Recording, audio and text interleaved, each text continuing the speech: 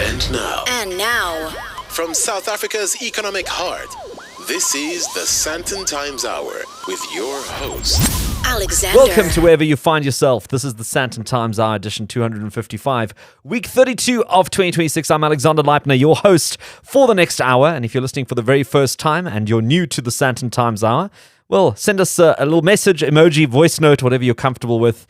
Just show us that you're with us and you're with us all in. You don't have to do anything more than that. If you're a regular listener, well, welcome back. And if you're in South Africa, somewhere across the globe, or if you're listening online or on air, greetings to you from the vantage point and skylines of Sandton, Africa's richest square mile, and certainly an interesting place to be at any given time. So much happening as the winter months unfold, and we get ever closer to those spring dates.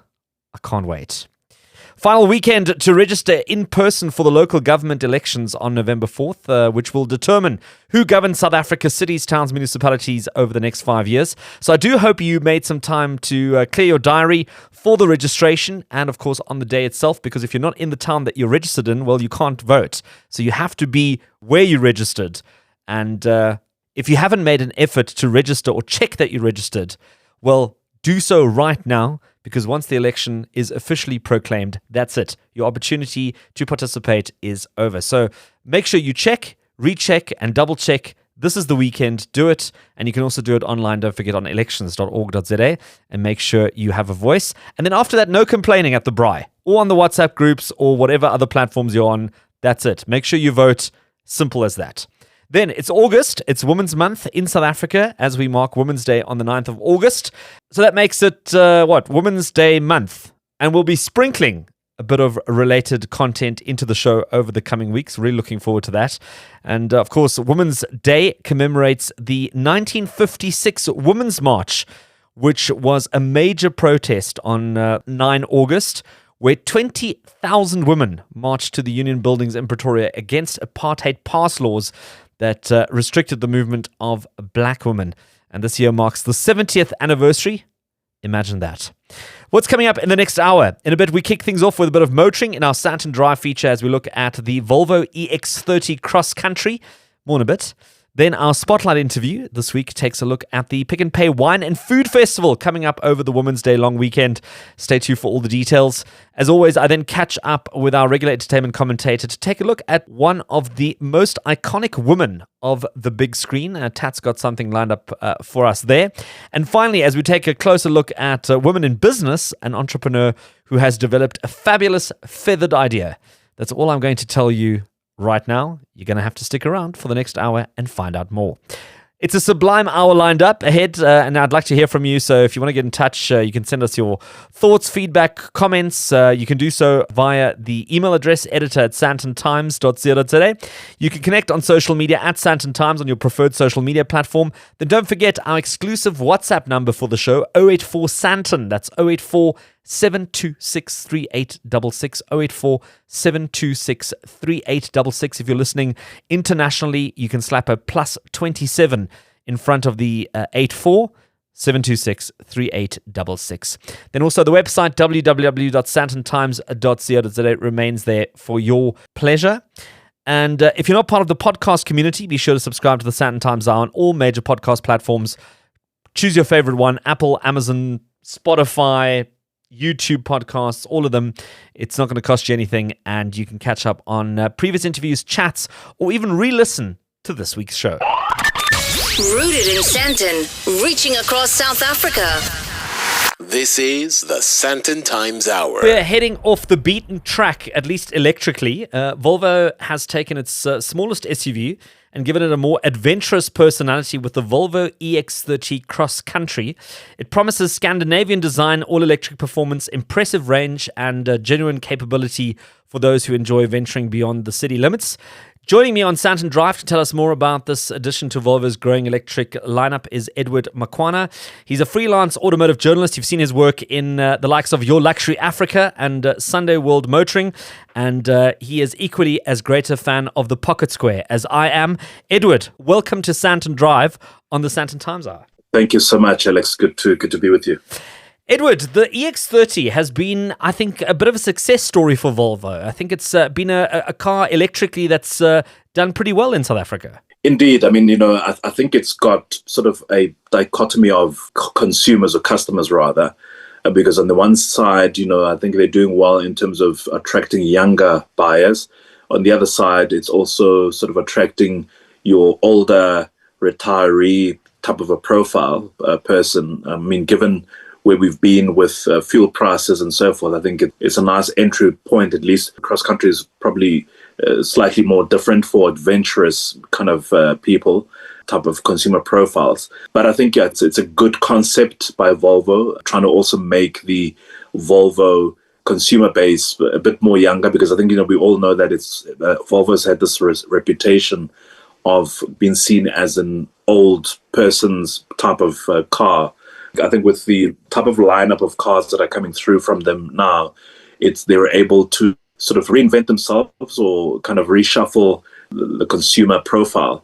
Interesting time for Volvo. I think a great concept to help them with the new customer profile. Well, interesting that you say adventurous and sort of a more outdoor kind of edition, because normally with these electric vehicles, especially in South Africa, I think we're quite inclined to stay close to the city because of the charging capabilities. So to take a car that you have to sort of charge into the hinterlands of South Africa could be quite anxiety inducing for some drivers. Well, I think that's changing slowly. I mean, if you look at the expansion of the charging infrastructure, in particular note, I think one that has impressed me is the Zero Carbon Charge brand, where they run, or they're busy rolling out some off-grid solar-powered stations. So I got the opportunity to actually experience all the existing ones. There's 3 existing ones at the moment, one in Wolmaranstad. So if you're going towards Kimberley and the parts of the northwestern border of the Northern Cape, that's a good place to start.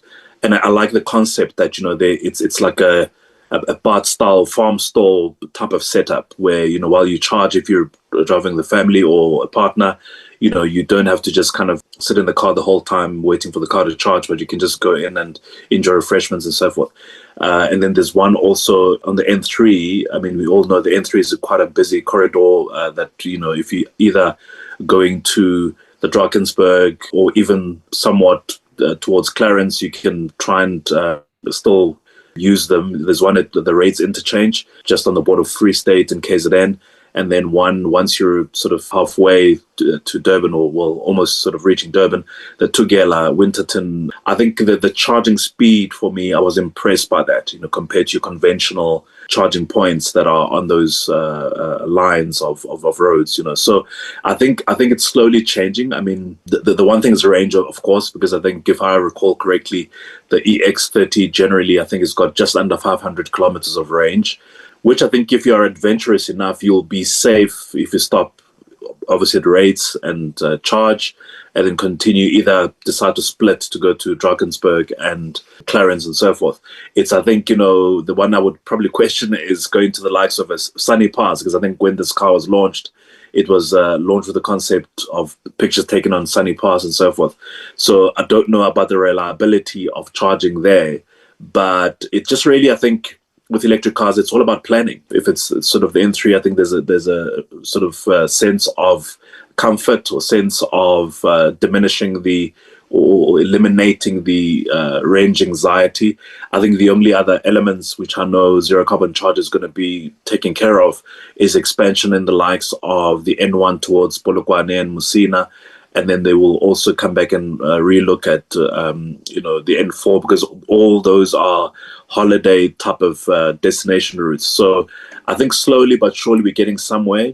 And we know the likes of BYD, they also trying to come with ultra-fast charging infrastructure.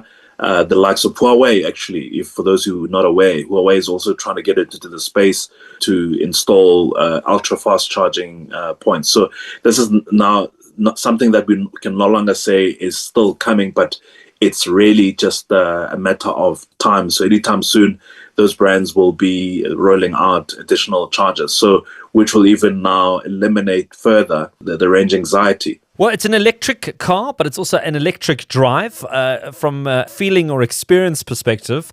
I mean, the acceleration on it is, I think, wonderful. I mean, it's 0 to 100 kilometers in just under 3.6 seconds. So it really presses you into your seat. Equally, it slows down as fast because of the weight of the car and I think the battery weight as well. So it's not that sort of long drawn out slow down. It's, it kind of slows down with a purpose. And the inside of the cabin, very minimalist, that very sort of Swedish look and feel, although I think Volvo is no longer as Swedish as it used to be, now owned by the Chinese.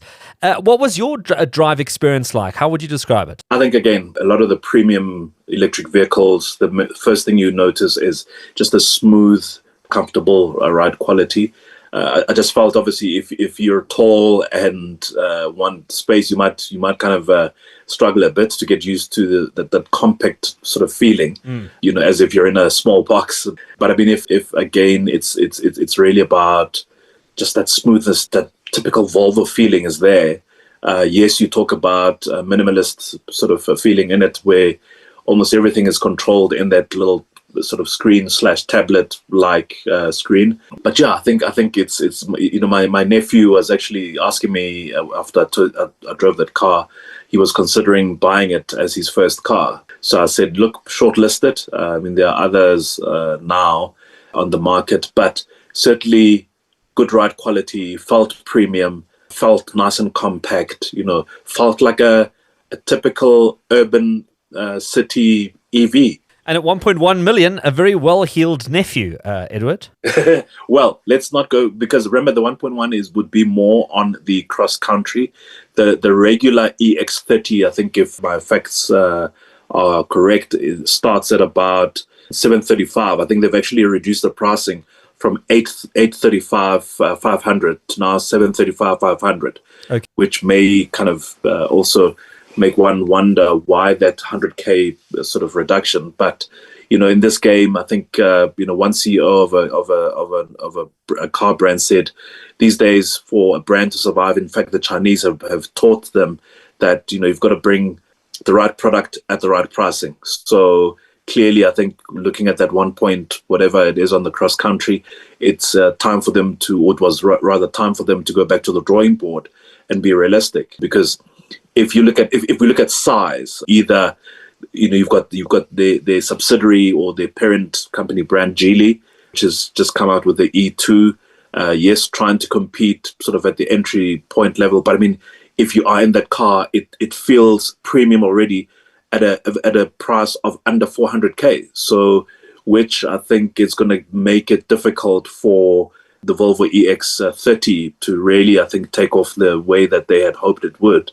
And we know as well there's BYD coming through with some products as well. So I think the 735, I mean, yes, we start comparing with the likes of iX1. I think a lot of us had forgotten about the Mercedes GLB electric. The other day I was charging, one of the charging stations here in the Fours area, and I saw the GLB electric, and I thought, sure, we actually forgot that Mercedes has that in there. So it's in another compact segment in the EV, in the premium segment. I think what I'm getting to is here, there's such huge variety, and a lot within that variety and the price wars, we're starting to see more premium type of vehicle, EVs, being offered at a much lower price. So I think pricing, and I mean, imagine if, I think from a policy perspective, if that could be addressed as well, just if this was in some sort of incentivization program to consumers or for consumers, imagine just the uptake. And obviously if the likes of BYD and Huawei kind of fast track the ultra fast charging points, just the uptake. I mean, if you look at Norway, they really played their cards right. Yes, it's a debate for another day, but it is possible to own an electric vehicle that feels premium at the right price. The voice of Edward Makwana, a freelance automotive journalist, chatting about the Volvo EX30 and obviously the cross-country variant as well. More coming up on the Sandton Times website if you want to find out a little bit more. And Edward, thanks so much for joining me on Sandton Drive on the Sandton Times Hour. Thank you so much, Alex. It was good to chat to you. From Sandton skyline to South Africa's shoreline, This is the Sandton Times Hour. WhatsApp your voice notes to the Sandton Times Hour. On 084 Sandton. That's 084 726 3866.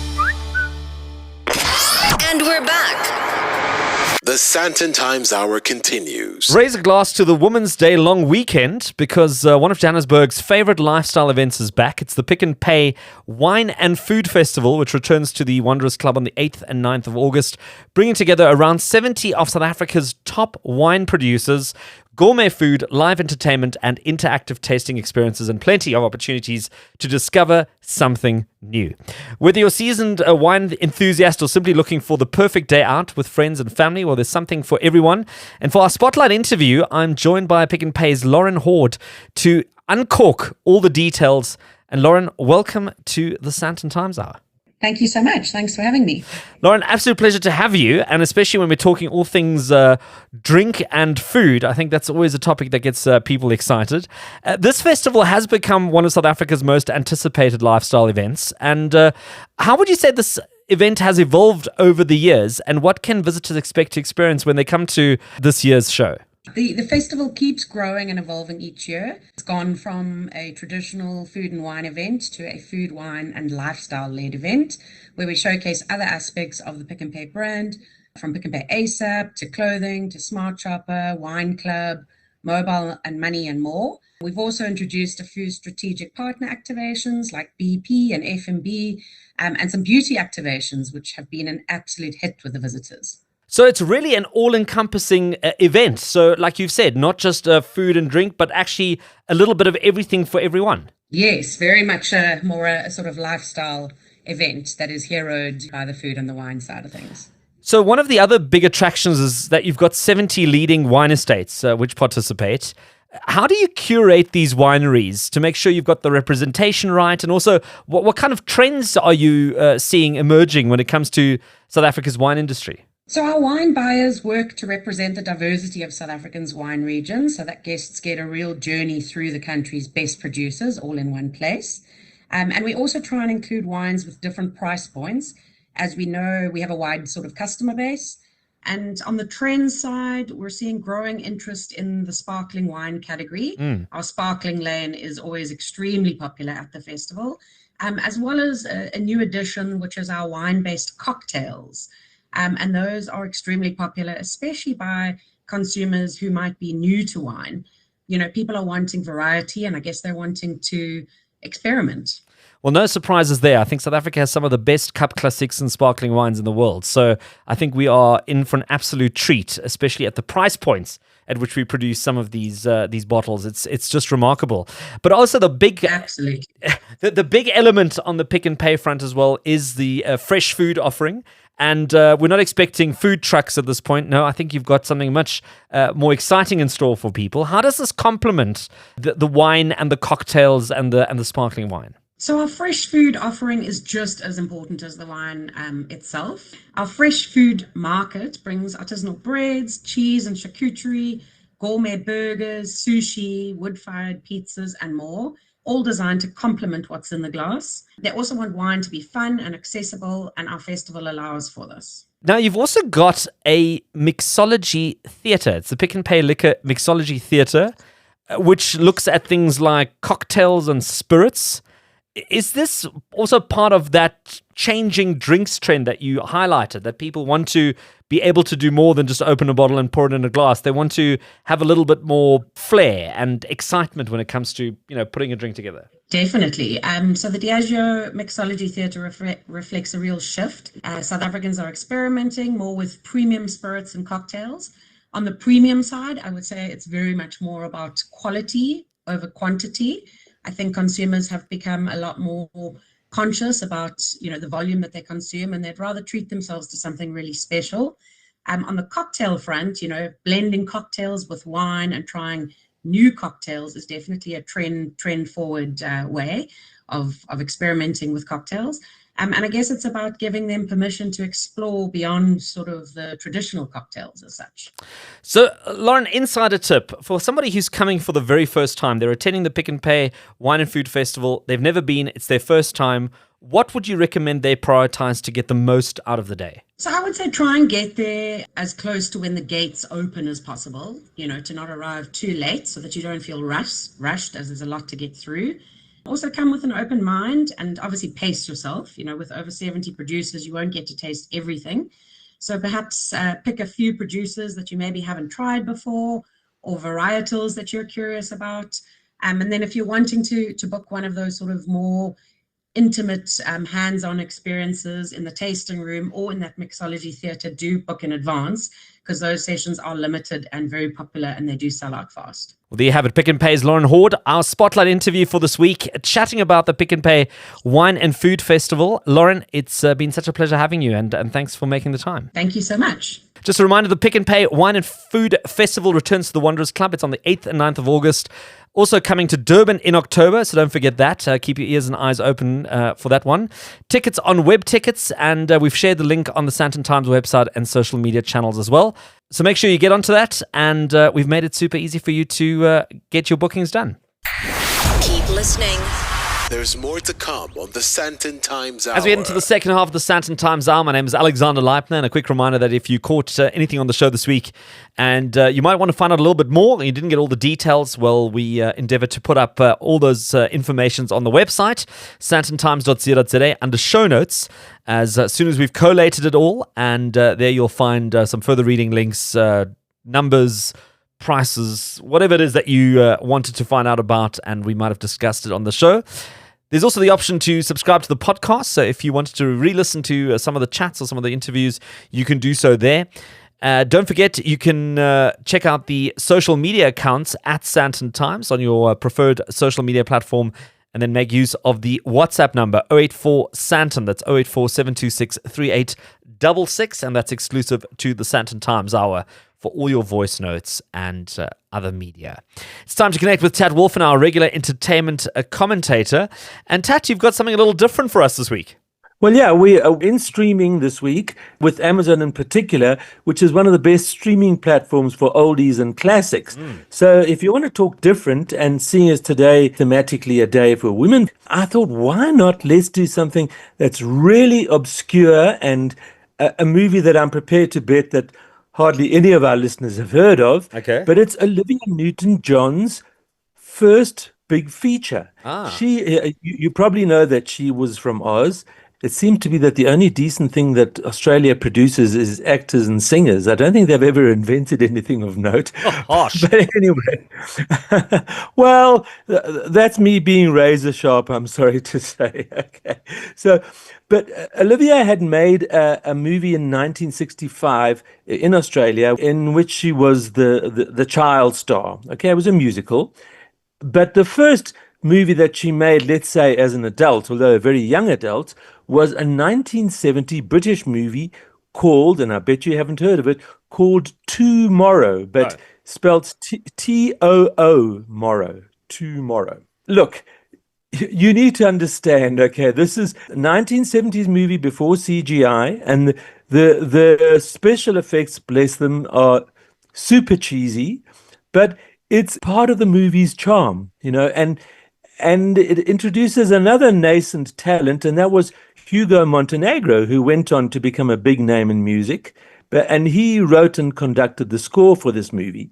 So it's all these kind of new names, and Olivia Newton-John was one of the 4 co-stars of the movie. And the way it was all supposed to go, okay, so one of the co-producers of the movie, a guy called Don Kirshner, had intended this to be part of a 3-picture deal. And he was going to launch this band called Tomorrow off the back of these movies, because he was the guy that had actually created the Monkees via their own TV show. There was a TV show in the States called the Monkees, and he created the band. He auditioned each individual member, put this band together. So it wasn't one of those, bands normally get together in a much more, in a much looser fashion with people who know one another, and they decide to create a band. But the Monkees was created by Don Kirshner. So he thought he was going to do the same with these 3 movies. The wheels went off, and I'll tell you a bit more about that as well. So what is the movie about? Okay, so it's, even telling you this, the story is kind of making me laugh. But this band has created a specific musical instrument which they call the tonalizer. Okay. So strictly between you and I, Alex, it's just a small Moog synthesizer, but shh, okay, we're not going to tell anyone. And it's a 4-part band, and Olivia Newton-John is, of course, the vocalist. So where does the plot line come in? And that is that there is an alien living on Earth, and he looks like a human being, but when he goes up to alien land, wherever that is, he removes his human skin, and he looks like like popular fiction imagines aliens to be, which is sort of these white sort of humanoid figures with those wide black almond-shaped eyes. Okay, yeah. So he's on Earth, and he's doing investigating for his folk, and he is told by his leader, who sits in an inflatable beach chair, he is told by the leader that there is someone producing a vibration which we need for the survival of our people. Okay. And it happens to be the vibration produced by this tonalizer. So what does this guy do? He organizes for the entire band to be zoomed up to the spaceship, and the aliens in the spaceship explain that they need this vibration, and we're going to need you guys to provide us this vibration for the survival of our people, and when we're done with you, we'll send you back. Now look, we'd like to help you, but, well, you see, we're just music students. Sure. We have a lot of work and things to do. Maybe if you brought us up next vacation. Unfortunately, our needs are immediate. Galactic Control is awaiting your arrival. Tomorrow, T-O-O, Morrow, is quirky and silly, but it is difficult to dislike it, as cheap and silly as it may be. The dialogue is very sort of 60s, because remember, the movie was released in 1970, so there's still that hangover of sort of hippie speak. So they say things like, cool, can we lay these vibes on you, kind of thing. And the songs in the movie are silly and forgetful. But you know what? You'll find more sincerity and earnestness in this movie than you'll find in these soulless $250 million Hollywood monstrosities that are haunting our cineplexes. And here's a reason why it didn't become a 3-feature trilogy, and that is that there was all sorts of unpleasantness going on behind the scenes. And the poor director, a guy called Val Guest, who will go down in movie history as a low-budget creator of saucy British comedies and sci-fi movies, and he's held in great affection to this day, but he didn't get paid a cent for making this movie. So the movie went on circuit, but he took the company to court. And after about 2 weeks, the movie had to be withdrawn off circuit. Val Guest won the court case, but he still didn't get a cent, and the whole thing collapsed in on itself. So that was the sad end to that. So maybe Olivia Newton-John would have become famous via the band, the movies, and the band Tomorrow, but she didn't. As you know, she eventually went on to make Grease, and it took a lot of persuasion to get her to make Grease, because she had a very unpleasant, her experience in making Tomorrow was very, very unhappy. And in fact, for one scene, they wanted her to do it in her underwear, and she refused to the point that she broke down in tears. She wasn't happy about movie making. It took a lot of persuasion to get her to make Grease. So there was a lot of unhappiness behind the scenes on this movie, unfortunately. But the good news is that she went on to make Grease, which was, of course, an enormous success, which projected her into stardom. And another little behind-the-scenes thing there is that John Travolta was apparently very kind and sweet to her, and he sort of held her hand throughout the production of Grease. So she felt safe and supported. Tat, a great reflection on Olivia Newton-John and her career and how it all started off. She passed away on the 8th of August 2022, so this coming week would have been the anniversary of her passing. So I think what a great opportunity just to remember her. And thanks so much for doing that. And we're going to do it all again next week. Yeah, a quirky, sweet little reminder of the past tomorrow with TOO, and you can watch it on Amazon. But I look forward to chatting with you next week, Alex.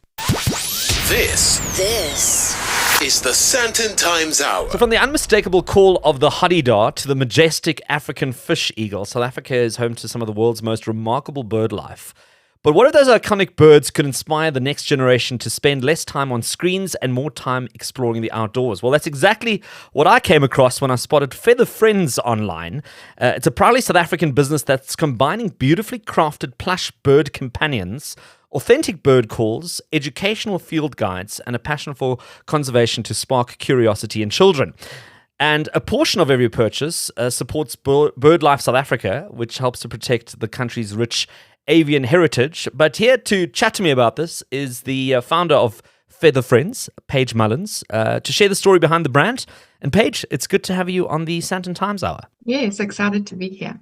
Paige, a really cute idea. When I saw it, I thought, wow, if I was 7, 8, 9, 10 years old, maybe even 43, I would have loved to have a plush fish eagle or a hoopoe or one of the many birds that we have in South Africa. And we are so blessed to have such a rich diversity of feathered friends, as you call them.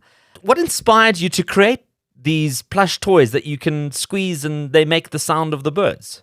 After I had a baby, she's 2 now, but I mean, your whole topics just change, like between friends, and obviously you meet new people who have kids, and yeah, it's like the world opens up to screen free and how much screen time, and you know, what kind of child you want to raise, what kind of life you want them to live, what you want to expose them to. And in KZN and all over the country, there are birders, they call them twitchers, because every time they see a bird, they like twitch up to look at it and spot it.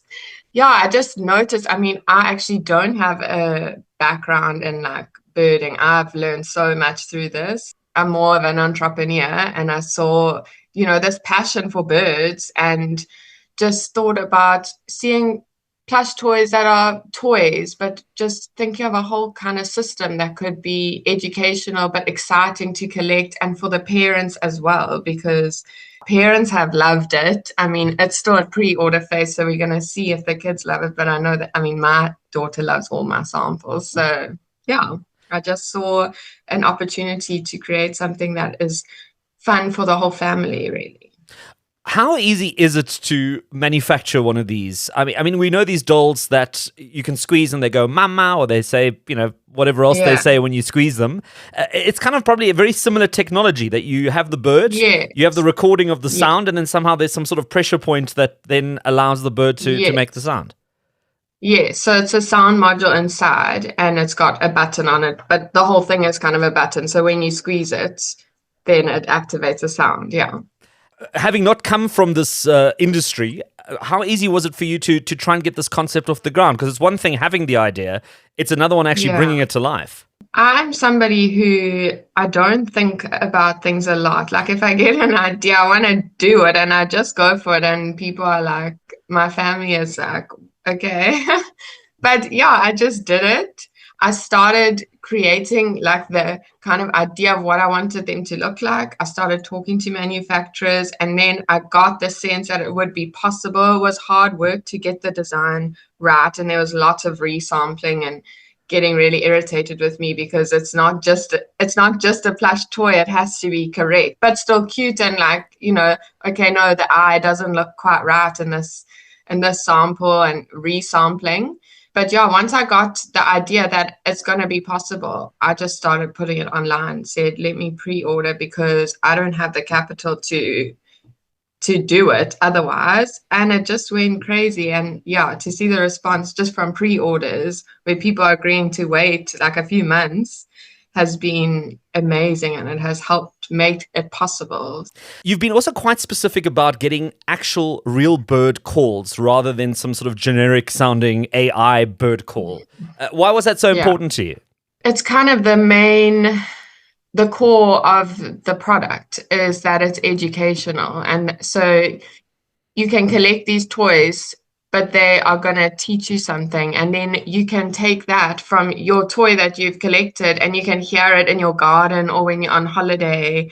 And it's just creating such a strong connection to actual outside play, but it's not, just like a connection to nature. Look, I don't know how popular the Hadida edition of this bird's going to be, but you've got other birds that you're launching with as well, or your first sort of range. What's in there? I've seen a fish eagle. There's a fish eagle, the Nasna Turaco, the hoopoe, the fiery neck nightjar, the Hadida, blue crane.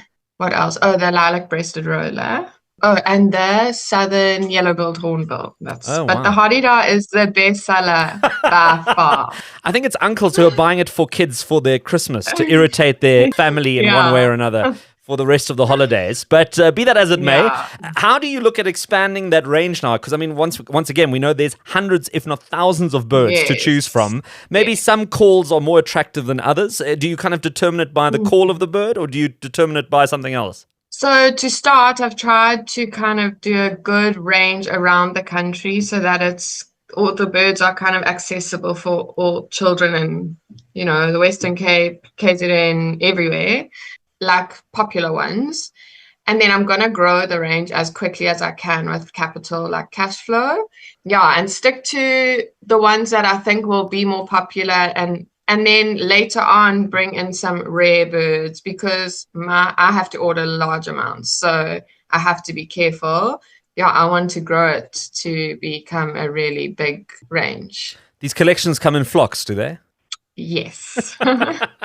Well, if you can tell your crown slatty flycatcher from your Pregogan's double-collared sunbird, or maybe you can't, this might be something for you. We'll put the details up on the website. Feathered Friends, the founder, Paige Mullins. Congratulations on getting this going and good luck. And it sounds truly like a really special gift for a lot of young up-and-coming bird lovers. Thanks for making the time to be on the Sandton Times Hour.